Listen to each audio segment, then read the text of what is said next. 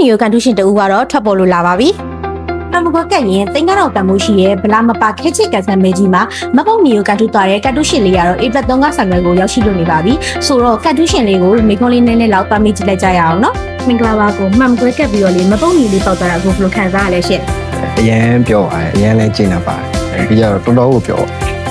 ဟုတ်ဟွာလေးမှန်မကွဲလေးကိုလေကိုဘယ်ကနေတွေ့ပြီးတော့လာကက်တာလဲမသိဘူးရှင့် အဲ့လိုတွေ့ပြီးတော့လာကတ်တယ်ရလို့တော့မဟုတ်ကျွန်တော်ဒီ A+ မှာပဲကတ်နေကြမှာဒီပဲတစ်ခါလေလာကတ်လိုက်တော့ ဟုတ်ဟွာလေးမှန်မကွဲလေးကိုလေအကိုဖုန်းကမှန်လေးကွဲနေလို့လားဒါမှမဟုတ်အကိုခဲချစ်ချင်လို့လာတာလားရှင့်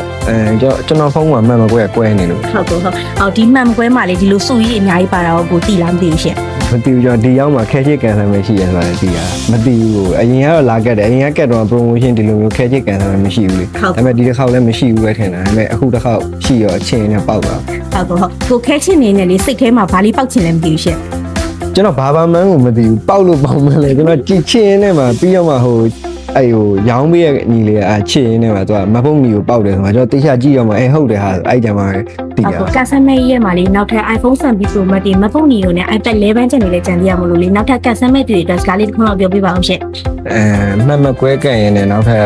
စုကြီးတွေအများကြီးပေါက်နိုင်သေးတယ်ပေါ့နော်ကျွန်တော်ဒီဆိုင်ကအကိုတွေပြောပြလောက်ဆိုရင်ကြံသေးတယ်ပေါ့နော်ပေါက်ဖို့အတွက်အဲ့ကြောင့်မှတ်မကွဲများများကန့်ရင်လည်းကန်ဆယ်မဲများများပေါက်ကြပါသေးတယ်ဆုတောင်းပေးပါ ဟုတ်ကဲ့ပါရှင့်အခုလိုဖြစ်ကြပြတဲ့ကျေးဇူးပါကို